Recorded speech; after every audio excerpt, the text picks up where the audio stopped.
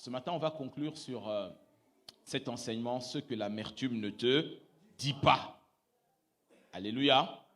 La diaconesse Daphine avait commencé, moi j'ai commencé la semaine dernière et je conclue aujourd'hui. Vraiment, je t'invite à écouter et à réécouter sur CVF TV. Je sais que tu ne le fais pas, donc ne fais pas semblant. Donc, écoute et réécoute parce que la foi vient de ce que l'on entend. Et ce que l'on entend vient de la parole de Dieu. Amen. Amen. Donc, que l'Éternel vraiment puisse te parler. Alors, j'ai envie de dire quelque chose à quelqu'un. Ce que l'amertume ne te dit pas. On a commencé à travailler sur ces 7 points-là. Mais je veux être encore plus précis ce matin et je veux t'expliquer quelque chose. C'est que l'amertume dans la vie du chrétien, ce sentiment profond, long de tristesse, mêlé parfois de colère, d'injustice face à une situation qu'on a subie à tort ou à raison, écoute-moi bien, peuple de Dieu, s'il y a une chose à laquelle tout enfant de Dieu sera confronté sur sa route, c'est l'amertume. Quelqu'un te dira, moi je n'ai jamais été confronté à ça, c'est que c'est un menteur, il vient tout droit du séjour des morts.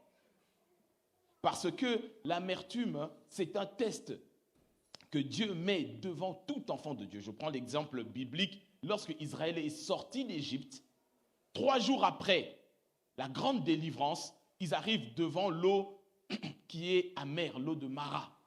Et Dieu, il a permis cela pour voir réellement ce qui était dans leur cœur. L'amertume est une réalité que tu le veuilles ou non, tu seras amené à traiter. Mieux vaut être préparé. Est-ce que l'Église me comprend? Dans l'Ancien Testament, avec le prophète, dans le livre d'Apocalypse, la même chose. L'ange se présente à l'homme de Dieu, lui dit, prends la parole de Dieu, tu la mets dans ta bouche, ça a un goût de miel, mais quand ça rentre dans ton estomac, ça devient amer. Ça veut dire quoi? L'image est la suivante, je veux que tu comprennes très bien. Ce n'est pas parce que tu rentres dans l'église que tu ne seras pas confronté à cela. J'ai envie de te dire, c'est parce que tu rentres dans l'église et que tu veux vivre réellement la vie de Dieu que Dieu permettra que tu sois confronté à l'amertume. Est-ce que l'église me comprend? Je parle aux chrétiens spirituellement matures. Parce qu'il y a des gens qui disent, je suis à l'église, mais depuis que je prie, regarde ce qui s'est passé. Oui, 3 fois oui, Dieu le permet. Pour voir ce qu'il y a dans ton cœur, pour que toi-même tu sois conscient et consciente. Alors, ça peut être et souvent dans l'église, à tort ou à raison, tu peux subir des injustices. Ça peut être dans ton travail, dans ton couple, avec tes enfants, avec ton patron, avec tes parents. Dieu le permettra dès que tu deviens chrétien. Pourquoi? Parce que l'amertume est un poison. Dis à ton voisin, débarrasse-toi de ce poison. Amen, amen. Est-ce que c'est clair jusque-là? Ça va? Ok.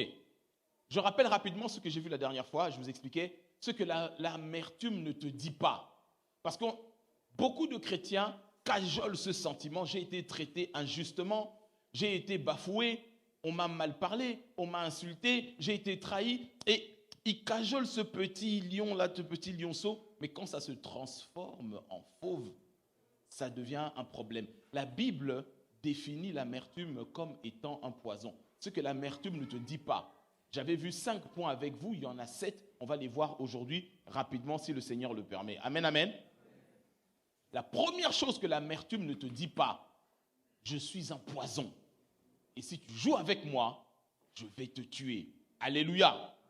On ne joue pas avec un poison. Tu bois ce poison, il va te tuer. Je vous redonne le verset que j'avais donné la semaine dernière, Apocalypse chapitre 8, versets 10 à 11, on n'a pas besoin de le lire. Je fais juste un petit récapitulatif de ce qu'on a vu la dernière fois. L'autre chose que l'amertume te dit, toujours dans ce premier point, je suis un poison, je suis aussi un monstre. Et la Bible utilise ce terme monstre parce que son désir se porte sur toi pour pouvoir détruire ta vie. Ce sentiment de rancœur, de regret, de colère, d'injustice vis-à-vis des hommes, vis-à-vis de Dieu. Ça attaque ton cœur, ça détruit tes émotions, ça fait beaucoup de dégâts. Dis à ton voisin, l'amertume est un monstre. Oui. La Bible le traite comme cela.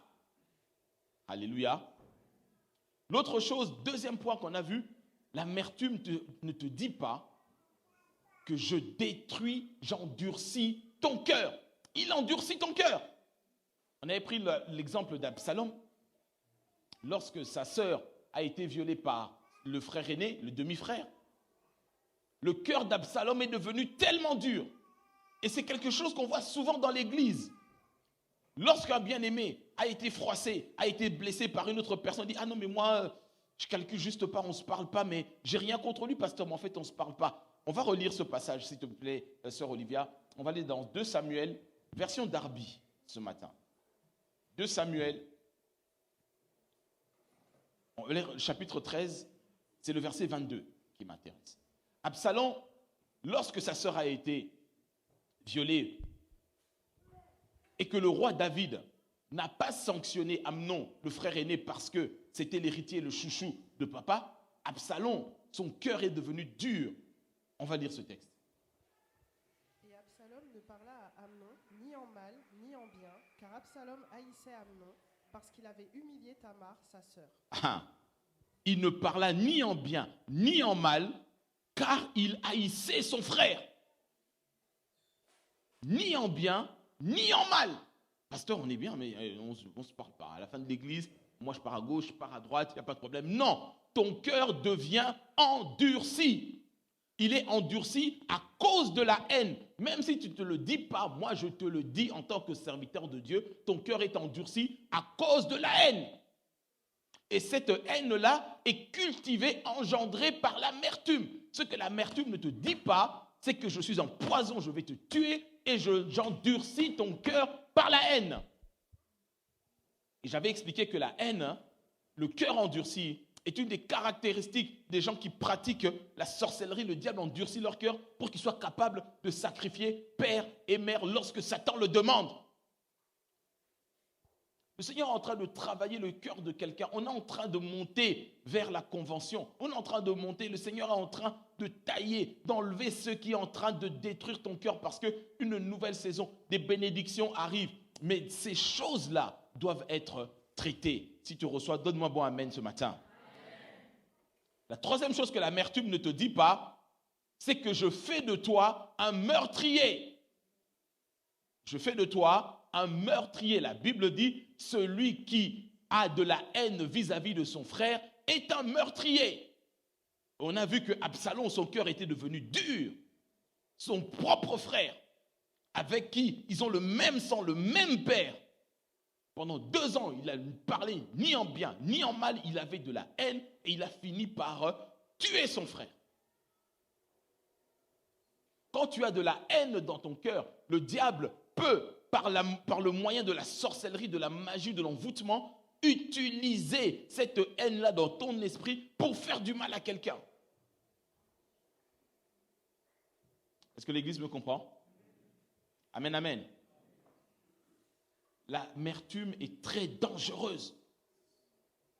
Ce que je dis là, c'est ce que j'avais expliqué la semaine dernière avec plus de détails, donc je te renvoie à cela.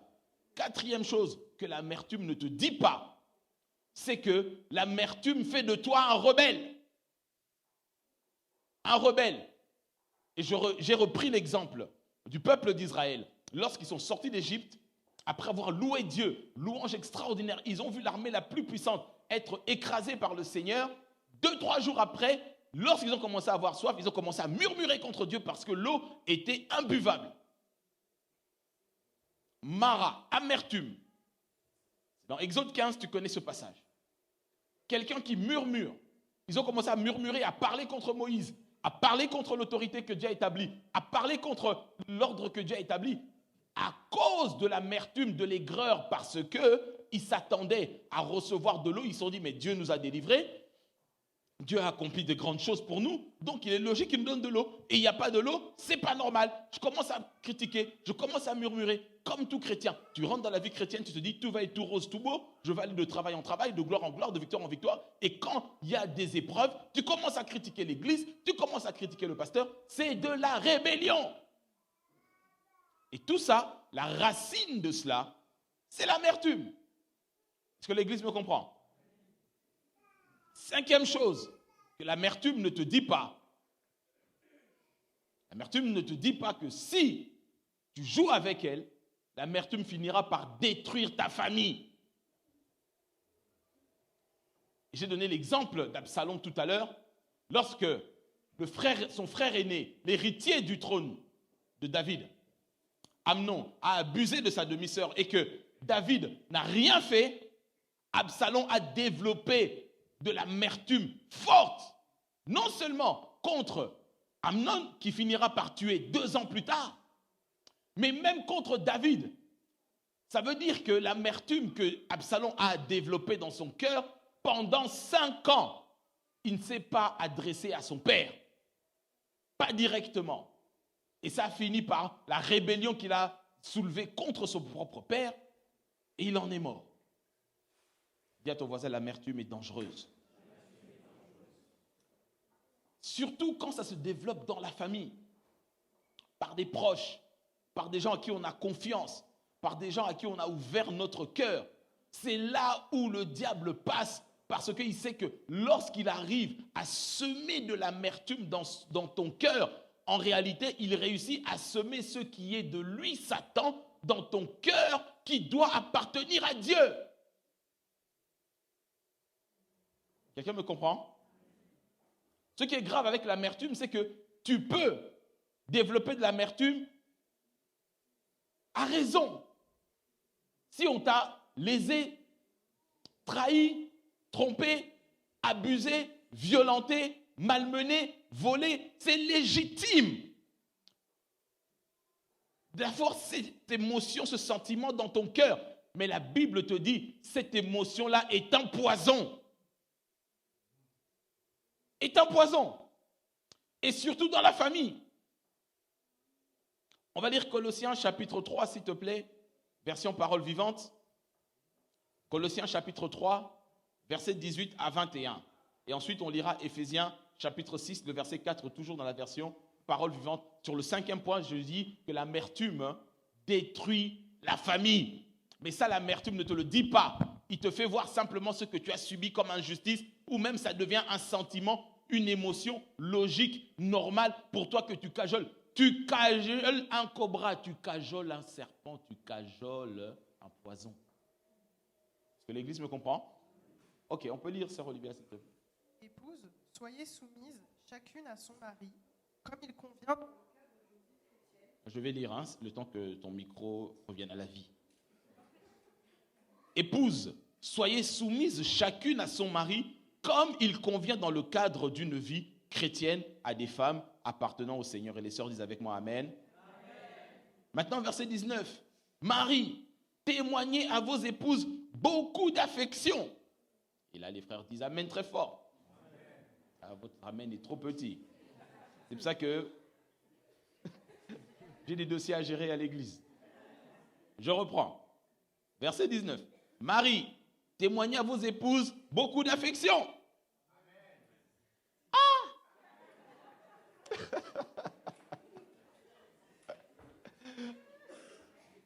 Dernier essai.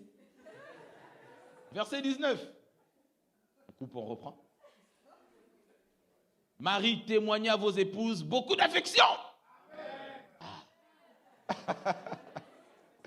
Alléluia. Et regardez bien la suite. Ne laissez pas, vous les maris, l'amertume ou le ressentiment envahir votre cœur et détruire votre union. Je l'ai expliqué la dernière fois et je le reprends encore. Celui qui est censé donner l'amour et entretenir l'amour dans le foyer, c'est d'abord l'homme. Parce que c'est à lui que Dieu a donné l'ordre de maintenir l'équilibre dans le foyer. Est-ce que quelqu'un me comprend? Dieu a donné cet ordre-là à l'homme. Et c'est bizarre parce que la société nous montre plutôt que ce sont les femmes, ce sont les mères, ce sont celles qui sont plus affectueuses. Non. Dans le schéma de Dieu, c'est l'homme qui doit donner l'affection. Et quand il donne l'affection est une semence, et bien il moissonne de l'affection. Est-ce que quelqu'un me comprend? Mais maintenant, le problème qui est là, c'est qu'il est en train de dire, Marie, faites attention. Dans votre cœur, ne développez pas trop d'amertume. Pourquoi? Parce que tu le veuilles ou non, lorsqu'il y aura des incompréhensions avec ton épouse, apprends à gérer, à l'aimer comme Christ. Et pas selon ta logique. Est-ce que quelqu'un me comprend? Ce texte est tellement important que si je parle là-dedans, je ne finirai pas mon message du jour. Mais ce que j'ai envie de te dire, frère, ce que j'ai envie de te dire, écoute-moi bien, c'est que simplement, lorsque ça commencera à chauffer, lorsque ça va commencer à aller dans des échanges de paroles ou autres, garde ton cœur plus que toute autre chose. Alléluia. Parce qu'une femme, elle peut monter et pardonner facilement, mais un frère, lorsqu'il est blessé, ça prend du temps. Est-ce qu'on me suit? Très bien. On continue. On est maintenant au verset 20. Enfants, votre devoir à vous est d'obéir à vos parents en toutes choses. C'est ainsi que vous pourrez le mieux témoigner de votre amour au Seigneur et le réjouir. Verset 21. Mais vous, pères, voyez, il revient encore aux parents. N'exaspérez pas vos enfants, il revient au père. Avec une sévérité excessive, évitez de leur faire perdre courage. En d'autres termes, évitez de les démotiver. Est-ce qu'on me comprend? Parce que les enfants, comme ils sont là, et je le dis toujours, tout petits, leur esprit est aussi oppressé que le nôtre.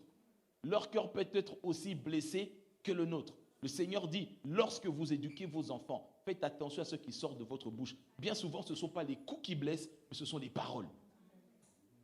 Est-ce qu'on me comprend? Bien souvent, ce ne sont pas les coups qui blessent, ce sont les attitudes. Et ces attitudes-là le font perdre courage. Tous parents, et surtout nous les pères, Dieu nous a mis là pour pouvoir motiver nos enfants, pour pouvoir être une source d'inspiration, pour pouvoir les pousser à aller de l'avant. Mais si on devient une occasion de chute pour les tout petits enfants, Jésus lui-même dira, mieux vaut pour toi qu'on attache une corde à ton cou avec une grosse pierre et qu'on te jette dans la Seine. Est-ce qu'on me comprend? Éphésiens 6, verset 4. La Bible dit ceci, rapidement.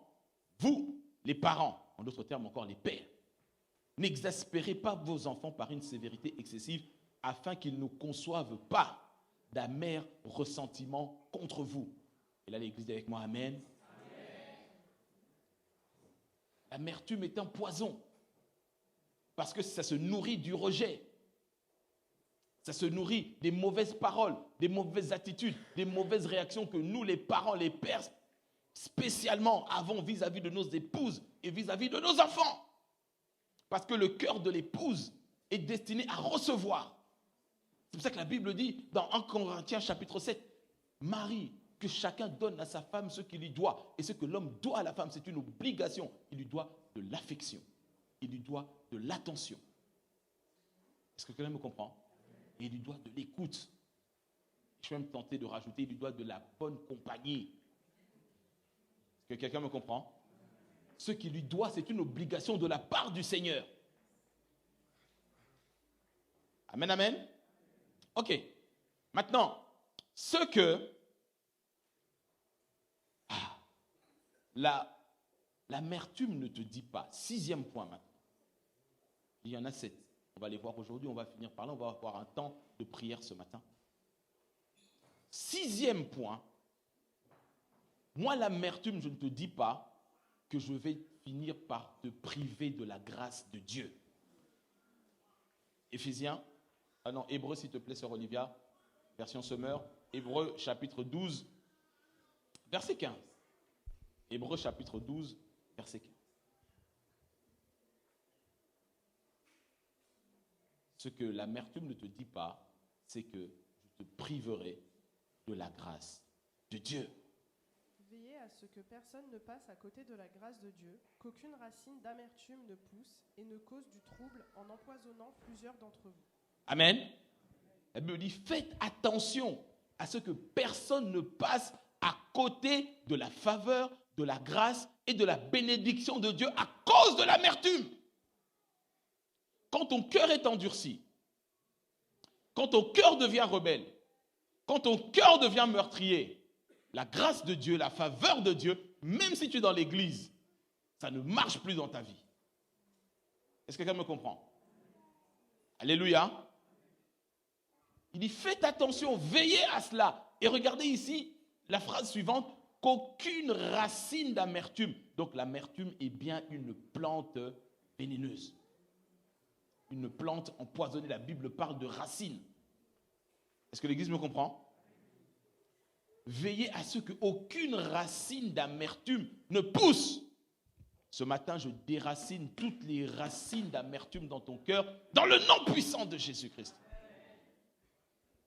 Je déclare que toutes les racines qui ont été plantées dans ton parcours, dans ta vie, à tort comme à raison, et qui ont engendré l'amertume dans ton cœur, que ce matin, cela soit déraciné dans le nom puissant de Jésus. Est-ce que l'Église est toujours avec moi?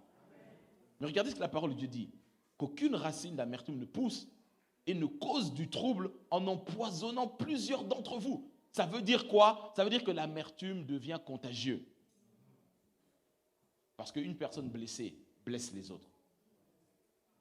Alléluia. Et plus particulièrement, lorsque une personne est amère, je parle ici dans l'église et dans la famille, c'est une personne qui cause des problèmes et qui cause des divisions. À cause du mal qu'il a dans son cœur, de ce qu'il ressent. Parce que tu peux éprouver de l'amertume à raison. Mais souvent, c'est aussi à tort. Parce que tu crois, parce qu'on t'a dit, que la sœur a dit, et que l'autre lui a dit que tu as dit que tu avais dit. Vrai ou faux? Et quand toi tu répètes à l'autre, tu contamines les autres. La Bible dit que le Seigneur a en abomination les gens qui causent des disputes et des divisions dans l'église.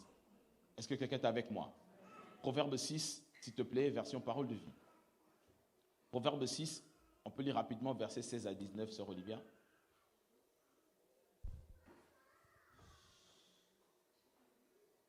Il y a 6 choses que le Seigneur déteste et qu'il ne supporte pas du tout. Le regard méprisant, la bouche menteuse, les mains qui tuent des innocents, le cœur qui prépare de mauvais coups, les pieds qui courent faire du mal, le témoin qui dit des mensonges. Mais il y en a une 7e. Le Seigneur déteste la personne qui provoque des disputes entre frères et sœurs. Le Seigneur déteste qui? La personne qui provoque les disputes entre les frères et les sœurs. Et vous remarquerez que tout ce qui est décrit ici, en réalité, c'est une personne qui est blessée, qui est amère dans son cœur. Il a un regard méprisant. Il peut mentir facilement. Il tue des innocents, c'est-à-dire il a un cœur tellement dur et insensible. Il prépare des mauvais coups. Il part à gauche, à droite faire le mal. Il est mauvais témoin. Et surtout, par-dessus tout, la Bible dit, et cette version le rend très bien, il y en a une 7e que l'Éternel déteste. C'est celui qui provoque les disputes entre les frères et les sœurs, surtout dans la maison de Dieu et dans ta maison. Alléluia! Non, l'amertume est un poison. Ne l'entretiens pas. Ça va se retourner contre toi. C'est comme si tu avais un serpent venimeux dans ta maison. Le jour où il sortira de sa cage, ça va créer des dégâts. Est-ce que l'Église me comprend ce matin?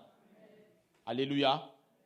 Le Seigneur est en train de préparer des grandes choses pour toi, mais ton cœur, qui est la source de ta vie, doit être traité. Une autre chose, toujours dans ce point-là, pourquoi l'amertume peut te priver de la grâce de Dieu? Lorsque, écoute-moi bien, Église, lorsque tu es dans une assemblée et que le cœur du berger est blessé ou froissé à ton égard, à cause de l'amertume que tu as ou que tu deviens une source d'amertume, ça peut te faire passer à côté de la grâce de Dieu. On va lire ce passage dans Hébreux chapitre 13, verset 17, parole vivante, s'il te plaît. Hébreux chapitre 13, verset 17. Écoute, il y a une chose que tu dois comprendre. C'est un mystère, mais Dieu l'a établi comme cela. Toute église, dans le schéma des actes des apôtres, néo-testamentaires, c'est-à-dire selon le cœur de Dieu, et même selon l'Ancien Testament, Dieu place l'église dans le cœur du sacrificateur. Lorsque le cœur du sacrificateur fonctionne bien, l'église fonctionne bien. Vous vous souvenez de Samuel, lorsqu'il a été appelé par le Seigneur, la Bible dit qu'à l'époque, il n'y avait pas beaucoup de révélations. Parce que le sacrificateur Élie lui-même, sa vision commençait à faiblir. Il était faible avec ses enfants, il ne s'occupait plus bien des choses de Dieu. Et la flamme dans la maison de l'Éternel commençait à diminuer. Et du coup, les ténèbres régnaient sur Israël. Mais lorsqu'il y a un souverain sacrificateur qui est fort, l'Église aussi devient forte. Est-ce que quelqu'un comprend cela? Lorsque le souverain sacrificateur, son cœur est brisé, meurtri ou en colère, Moïse a raté la terre promise à cause de quoi? À cause de la colère due à l'amertume, à cause de la rébellion du peuple de Dieu. Oh, je ne sais pas si quelqu'un me comprend. Regardez ce que la Bible dit ici. Tu peux lire sur Olivia, s'il te plaît. Obéissez à vos conducteurs, acceptez leur autorité et soumettez-vous à leur direction, car le bien de vos âmes est leur souci constant. Ils veillent sur vous, puisqu'ils devront un jour en rendre compte à Dieu. Qu'ils puissent s'acquitter de leurs tâches avec joie, et non pas dans la tristesse et la peine, ce qui ne vous serait d'aucun avantage. Ce qui ne serait pas une bénédiction pour toi, en fait. Est-ce qu'on me comprend? Obéissez à vos conducteurs, acceptez leur autorité. Ça ne veut pas dire accepter l'autorité lorsqu'ils sont simplement gentils. Non. Non. Ça ne veut pas dire accepter leur autorité lorsqu'ils vous disent bonjour et qu'ils vous sourient. Non. Le Seigneur dit accepte. C'est ton conducteur, il a été établi. Accepte son autorité. Il n'y a pas d'amen, c'est pas grave. Je suis habitué. Je suis vacciné. 2 doses. Est-ce que l'Église me comprend? Écoutez bien. Acceptez leur autorité et soumettez-vous à leur direction, car le bien de vos âmes est leur souci constant. Ils veillent sur vous, puisqu'ils devront un jour rendre compte à Dieu. Ne cherche pas à devenir berger, conducteur, diacre par ambition. Tu auras des comptes à rendre. Tu auras des comptes à rendre. Si tu as un cœur, comme on dit chez nous, chaud, tout le temps bouillant comme ça, les brebis sont têtues de base. Est-ce que quelqu'un me comprend? Elles sont ingrates. Un bon berger. Bon, bref. Est-ce qu'on se comprend, Église? Donc, tu veux être responsable dans la maison de Dieu. Attends-toi à ce que les brebis te fassent pipi, caca dessus lorsque tu les nettoies, lorsque tu les laves, lorsque tu t'interposes face aux lions et aux ours pour elles. Mais une chose est certaine, ces brebis-là ne t'appartiennent pas. Elles appartiennent au Seigneur. Il nous les confie. Et un jour, il nous demandera des comptes. C'est pour ça que moi, des fois, ça me fait doucement rigoler quand je vois des gens qui se lèvent comme ça, autoproclamés sur les réseaux, oh pasteur, oh coach, les gens les suivent. Quand Dieu va te demander des comptes. Est-ce que quelqu'un me comprend? Tu te demanderas des comptes. Dis, ok, tu t'es levé comme ça, tu as commencé à parler, à conseiller les gens. Déjà, qui t'a envoyé? Tu demanderas des comptes. Ok, les gens ils t'ont suivi, d'accord. Quel est le bénéfice que tu leur as apporté? Lorsqu'ils ont été harcelés par les démons, qu'est-ce que tu as fait? Tu as jeûné pour eux? Tu as prié pour eux? Est-ce que l'Église me comprend? C'est pour ça que les conducteurs, ceux qui vous donnent la parole de Dieu, la Bible dit, considérez-les, imitez leur foi. C'est tellement important. Et regardez, qu'ils ne fassent pas ce travail dans la tristesse et la peine, en d'autres termes, avec de l'amertume dans le cœur. Parce que, qu'on le veuille ou non, dans le travail de Dieu, on ne peut donner que ce qu'on a. Oh, est-ce qu'on me comprend? Combien de pasteurs je connais sont tellement blessés, sont tellement amers, aigris, je vais dire aigrises, mais ça n'existe pas, aigris vis-à-vis de leur propre brebis à cause des coups bas, à cause des... à cause, je vous dis. Et à ce moment-là, lorsqu'ils se lèvent, ils commencent à dire, Seigneur, bénis-les. C'est compliqué. C'est compliqué. Et c'est la plus grande épreuve que Dieu nous donne à nous, conducteurs, de garder notre cœur lorsque les gens parlent mal contre toi, lorsque les gens se moquent de toi, ils se moquent de ton épouse, ils se moquent de tes enfants, ils se moquent de ta voiture, ils se moquent de tes chaussures, de ta cravate. Continue à les aimer.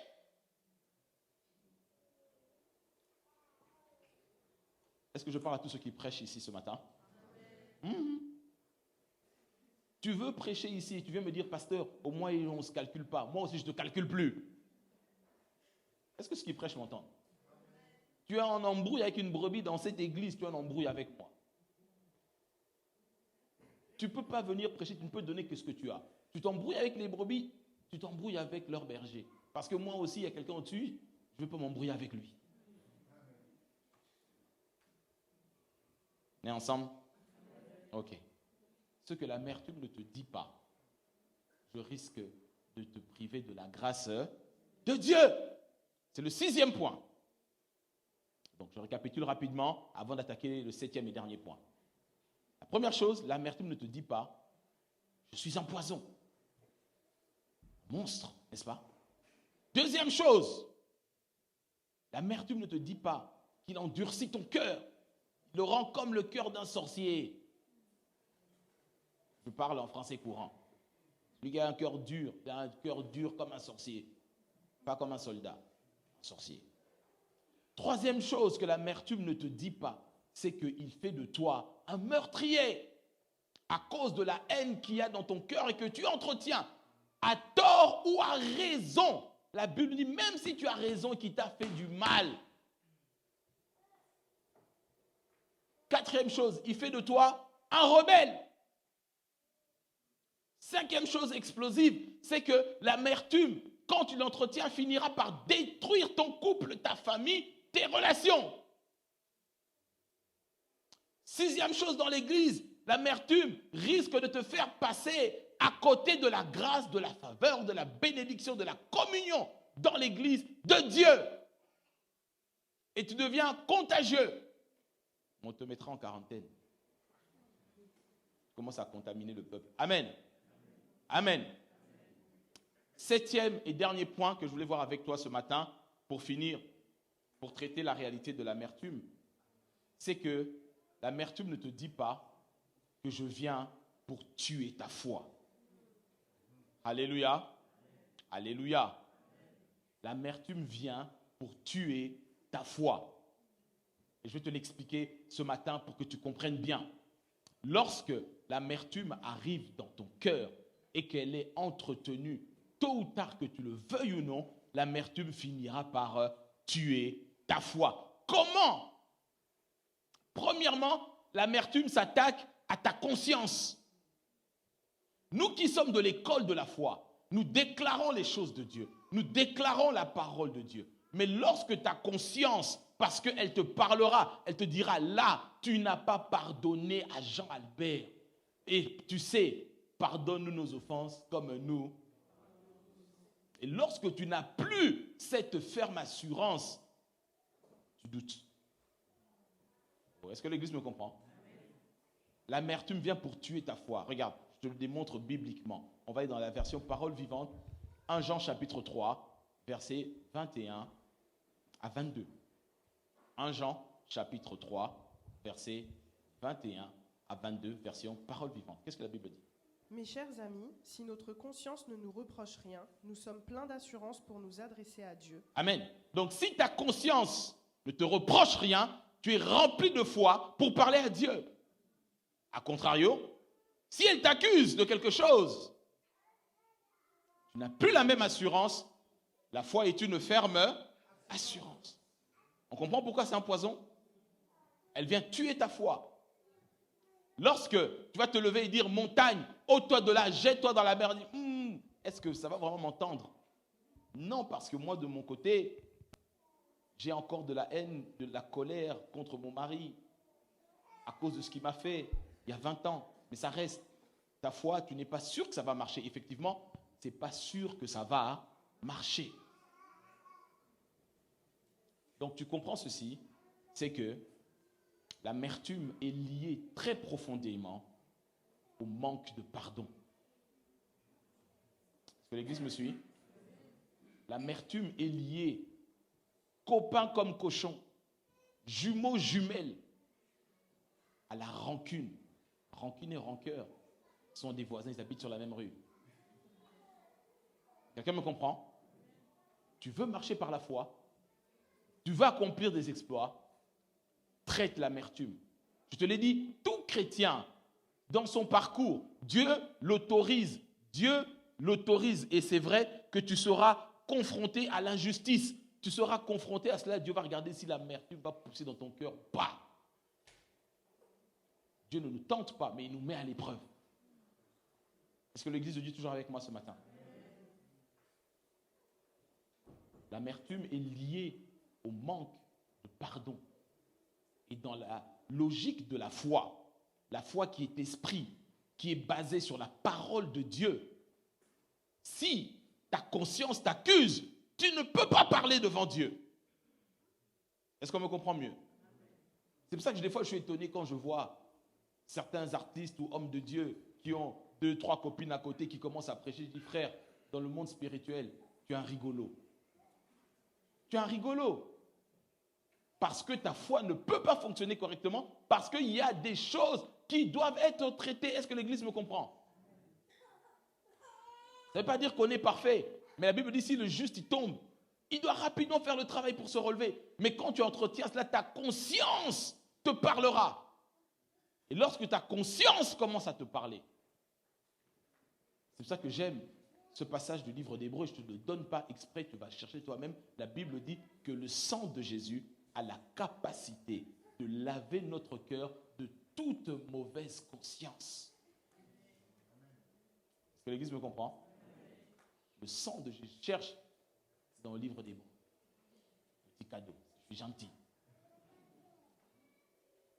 Le sang de Jésus a la capacité de laver ton cœur de toute mauvaise conscience. Elle me dit, si ta conscience te reproche quelque chose, est-ce que l'Église me comprend? Amen, amen. Laisse-moi te faire comprendre une réalité. Quand je regarde dans la parole de Dieu, ça me semble bizarre. Et on va lire cette parole et tu vas comprendre. Les disciples ont marché avec Jésus pendant 3 ans durant son ministère physique sur la terre. Ils ont vu Jésus ressusciter des morts, chasser des démons, guérir des malades.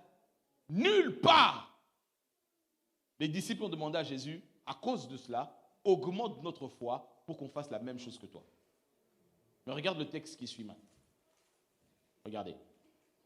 On va aller dans le livre de Luc, version, on va prendre 8 secondes classique, 910. Luc chapitre 17, les 5 premiers versets. Les 5 premiers versets. Je dis que l'amertume a la capacité de te couper de ta connexion avec Dieu. Ta foi ne peut pas fonctionner si l'amertume est enracinée dans ton cœur. Est-ce que l'Église me comprend? Amen, amen. Maintenant, regardez ce que Jésus dit ici. On va lire les 5 premiers versets.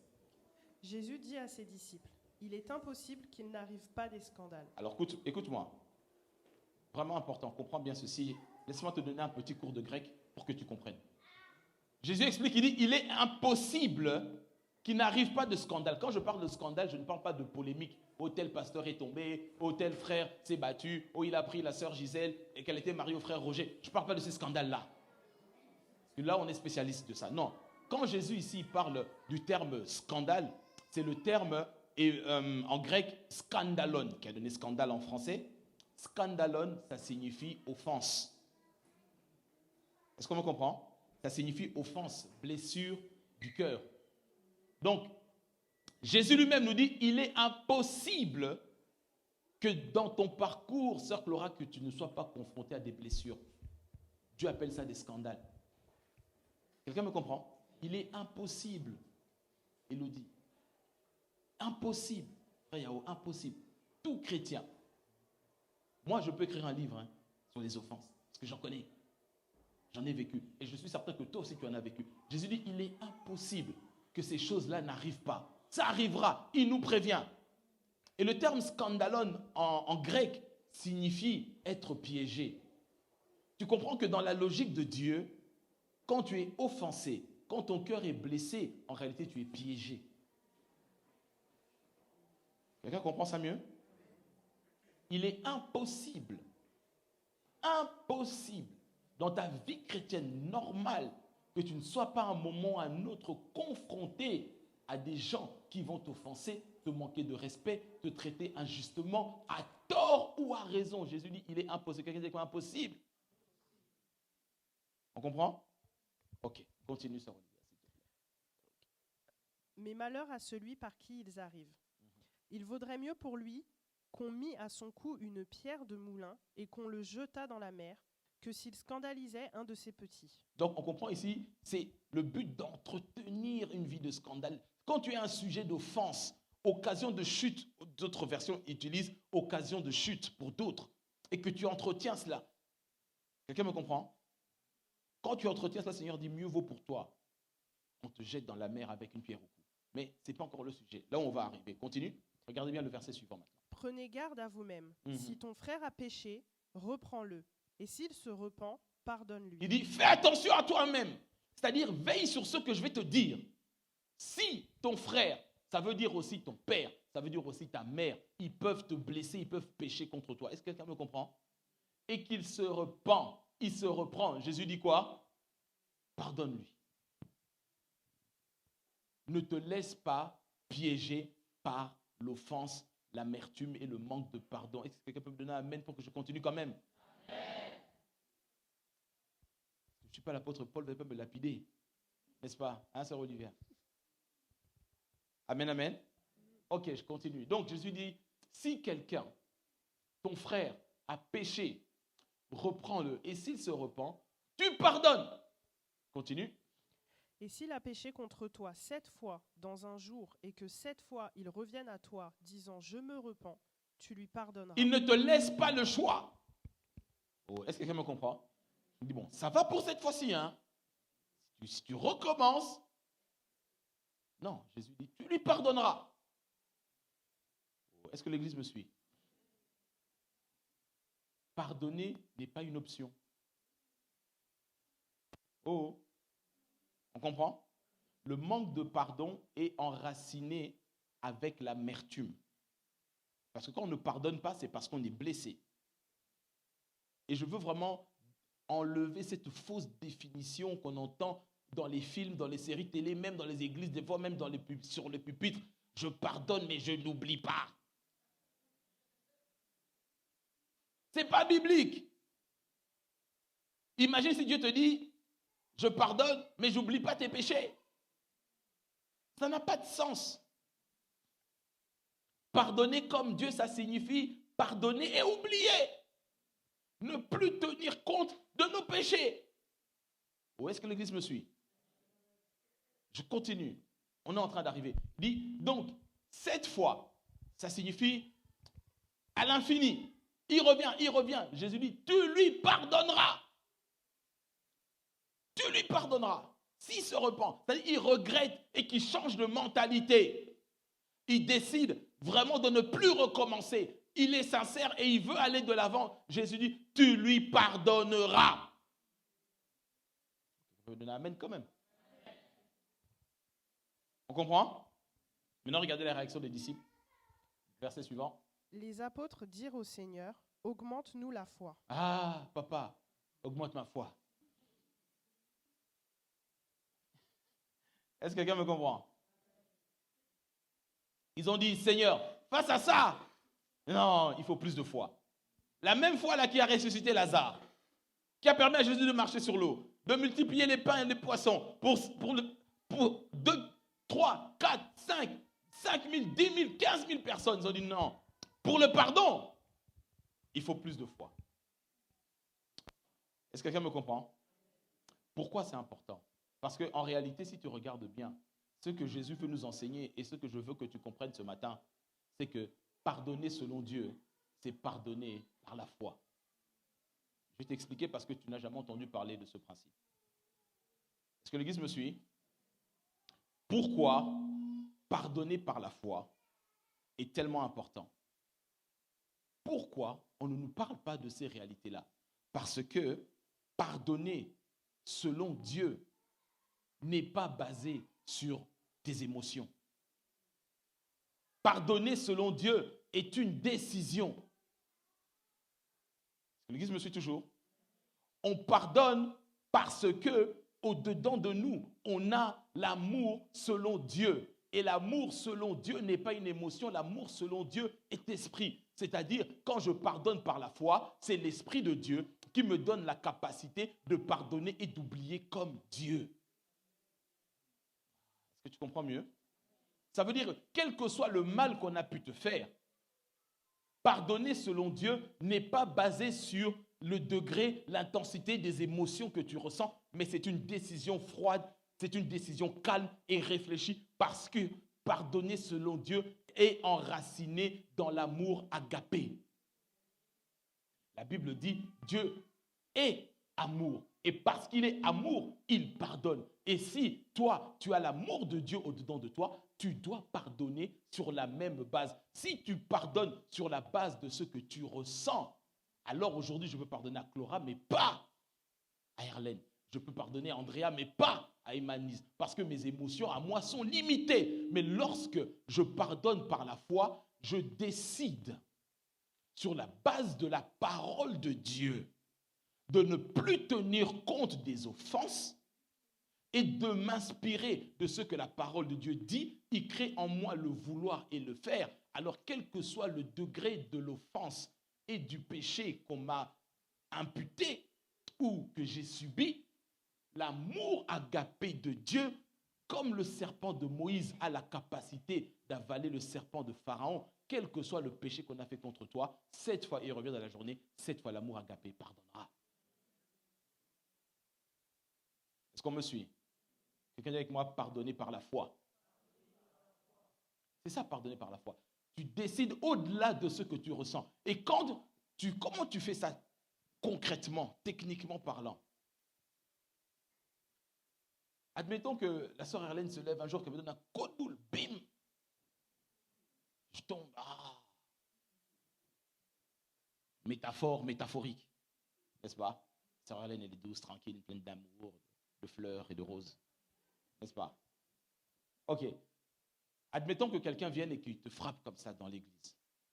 Et que devant les gens, ça t'humilie, ça crée des polémiques, tu es sur TikTok et tout ce qui suit. Aujourd'hui, c'est ça. Comment tu pardonnes par la foi? Parce qu'il ne suffit pas de le dire. Première chose, il faut la parole de Dieu. S'il n'y a pas la parole de Dieu, ta foi ne peut pas fonctionner. Donc, tu ouvres ta Bible.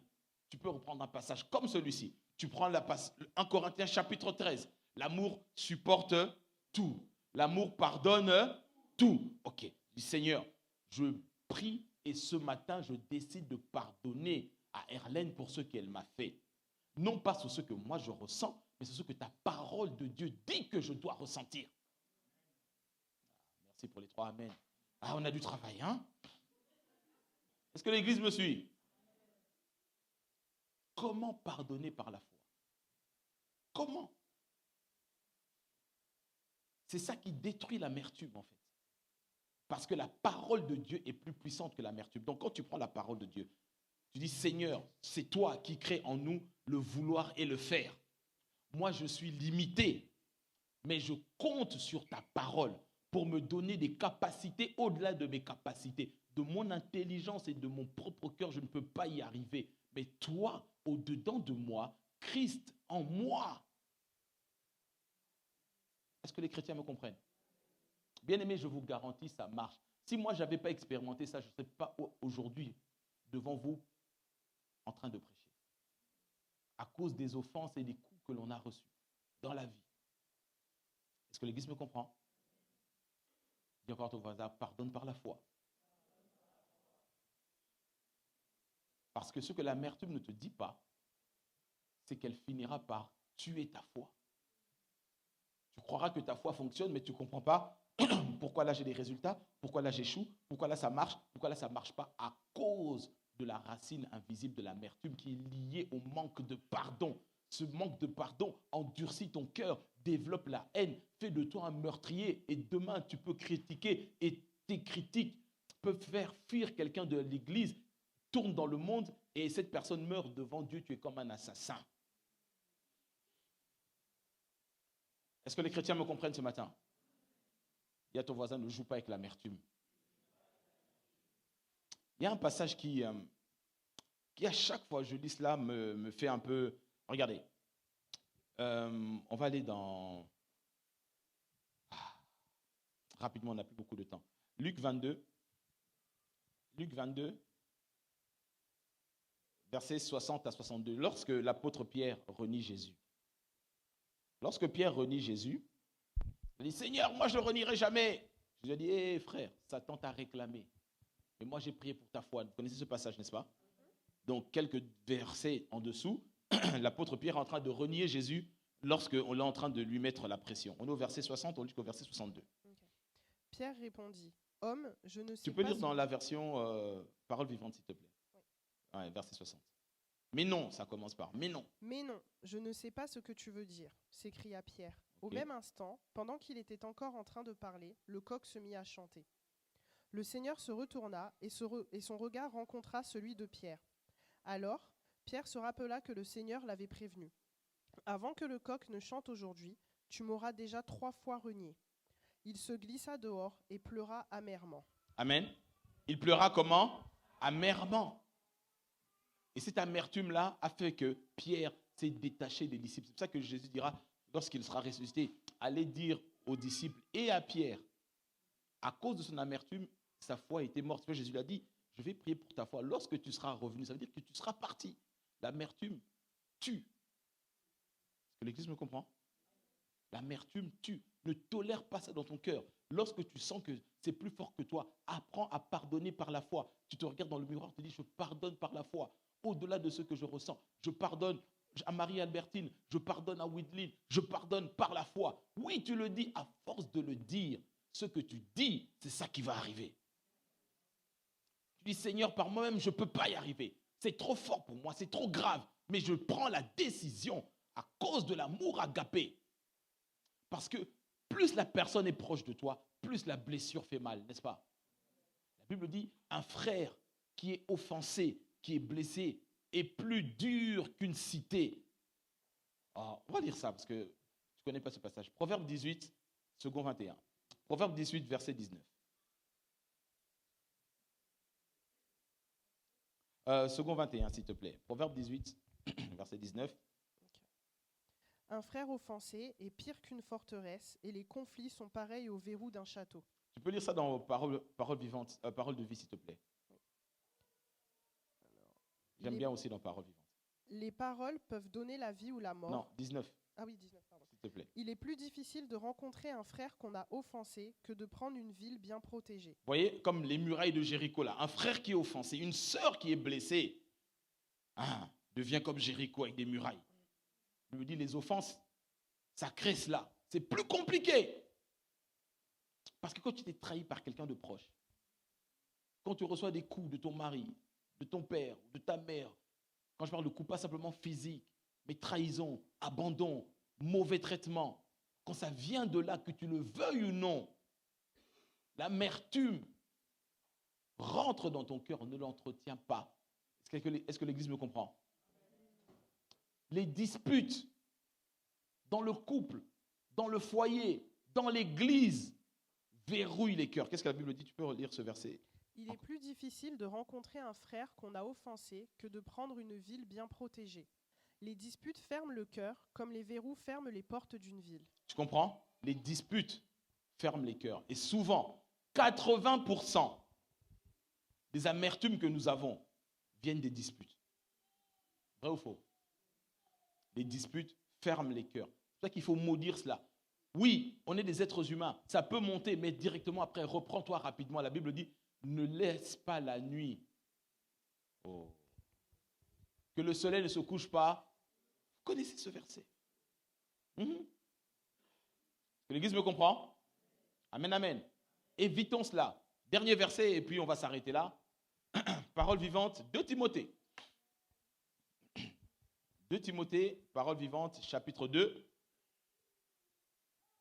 versets 24 à 26. Versets 24 à 26. Ce sera notre dernier passage. Et ensuite, on va prier. Or, est-ce que ça parle à quelqu'un ce matin? Est-ce que ça parle à quelqu'un ce matin? Ce que l'amertume ne te dit pas, ça ne te dit pas, ça vient tuer ta foi. Tu arrives à l'église, cité des vainqueurs par la foi, tu dis, mais pasteur, je ne comprends pas, je cherche cet appartement, il n'arrive pas. Traite l'amertume cachée. Traite l'amertume cachée. Quelqu'un me suit? Regardez, écoute-moi très bien. Dans Marc chapitre 11, j'enseigne ça ici, ça fait partie de mes enseignements de base, classiques, teachings du pasteur Dico, le circuit de la foi. Dans le circuit de la foi, ça fait partie des messages élémentaires. Si tu es dans cette église, tu n'as pas encore écouté mon enseignement sur le circuit de la foi. Que Dieu te reprenne. Parce que sur CVF TV, ça se trouve. Le circuit de la foi, c'est la base des bases de la vie de la foi. Et quand Jésus explique que si quelqu'un parle à cette montagne, sans douter dans son cœur, etc., n'est-ce pas, vous connaissez ce passage? À la fin de ce passage, ça c'est considéré comme le passage de base de la vie de la foi.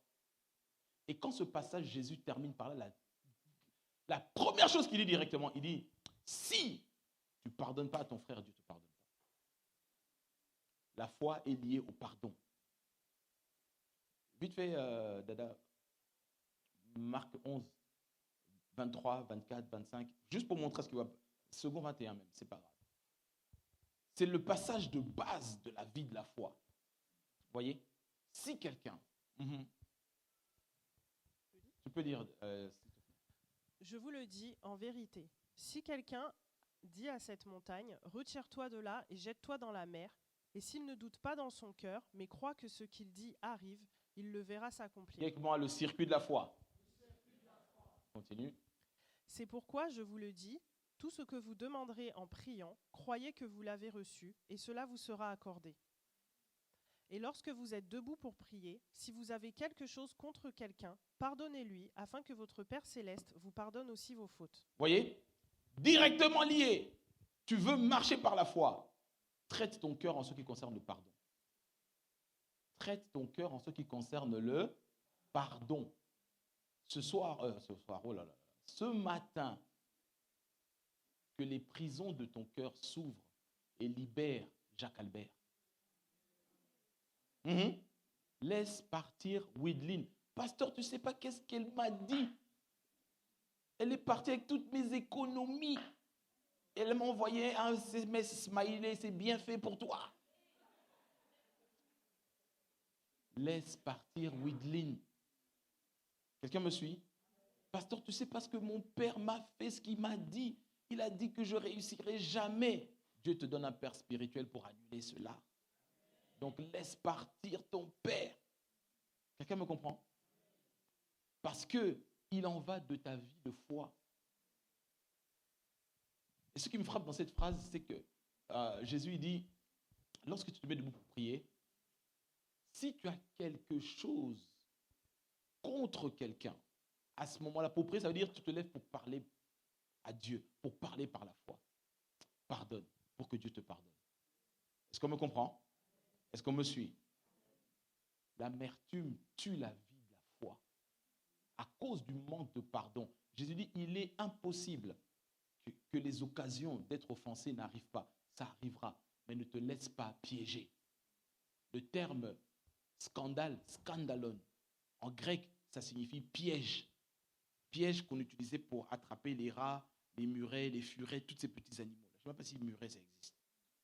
Ça existe, hein? Bon, on se comprend. Piéger, piéger, piéger. On revient à Timothée pour finir et on s'arrête là. Or, le serviteur de Dieu doit s'interdire les conflits et les disputes. Vous voyez? Serviteur de Dieu, tu l'es. Parce que tu viens à l'église, parce que tu es appelé par le Seigneur. La Bible dit, or, le serviteur de Dieu, c'est la version parole vivante qui rend ça très bien, il doit s'interdire toute forme de dispute. Quelqu'un me comprend? Tu dois t'interdire cela. Ça ne veut pas dire que ça ne va pas arriver, les occasions arriveront, mais toi, domine sur lui. Continue, sœur Olivia, s'il te plaît. Il ne convient pas à un esclave du Seigneur d'avoir l'esprit querelleur. Donc, il ne convient pas à un doulos. Moi, j'ai l'esprit guerrier. Hein? Moi, les disputes, c'est tic au tac. Non, laisse le tac et le tic. C'est un esprit. J'aime sa parole, ils vont dire ça. Tu peux redire, il ne convient pas à un esclave du Seigneur. Or, oui, c'est ça. Oui, tu peux, on pourra. Or, le serviteur de Dieu doit s'interdire les conflits et les disputes. Il ne convient pas à un esclave du Seigneur d'avoir l'esprit querelleur. Qu'il se montre au contraire doux et aimable envers tout le monde, accessible aux idées des autres, qu'il soit capable d'enseigner avec tolérance et sache supporter sans impatience l'opposition et les injustices. Et les Justice. C'est là que viennent les amertumes, à cause des injustices. Mais le Seigneur te dit, supporte les injustices. Pardonne par la foi. Est-ce que l'Église est toujours avec moi? Continue, verset 25. Il doit exercer humblement la discipline envers les opposants et chercher à les ramener par la douceur et la compréhension. Qu'il les instruise avec bonté et les reprenne avec ménagement. Qu'il reste aimable et courtois envers les adversaires de la vérité et tous ceux qui le contredisent. Qui sait si Dieu ne les amènera pas ainsi à changer, s'il ne leur accordera pas la grâce de se convertir afin de reconnaître la vérité. Maintenant, regarde bien le verset 26. Souligne ça, moi j'ai souligné ça en jaune. Regarde. Alors, ils retrouveront un jugement saint. Donc, les gens qui te critiquent, les gens qui t'ont traité avec injustice, les gens qui t'ont fait du mal, n'est-ce pas? Ils retrouveront un jugement saint. Continue. Recouvreront leur bon sens et se dégageront des pièges du diable qui les tient encore captifs. Vous voyez? Donc, quand quelqu'un te traite injustement, quand quelqu'un est en colère contre toi, scandalisé, offensé, il est piégé. Et toi aussi, ne te laisse pas piéger. Est-ce que l'Église me suit? Évite les disputes, répare-les rapidement. Ne traîne pas, surtout vous les frères, le cœur dur comme la pierre. Je laisse passer un silence glacial.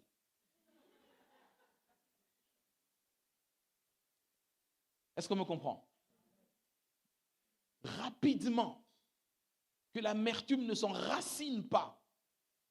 Mais la bonne nouvelle que je vais te donner ce matin, au travers de ces 7 points-là, écoute, réécoute, écoute, réécoute, partage ça à quelqu'un, ça sauve les vies parce que c'est un poison.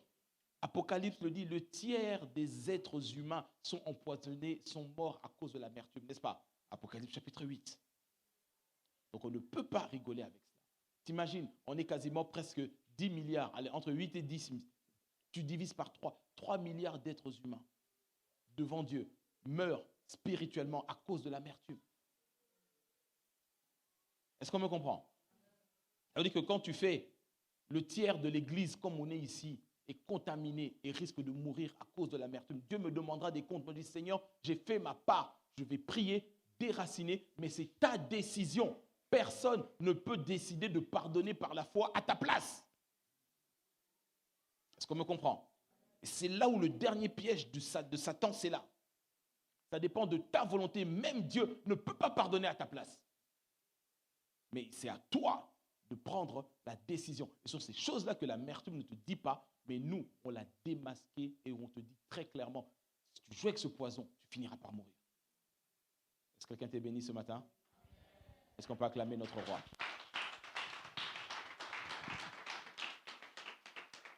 On va se mettre debout dans la présence du Seigneur. Yes. Sa présence est là, sa présence nous fait du bien ce matin.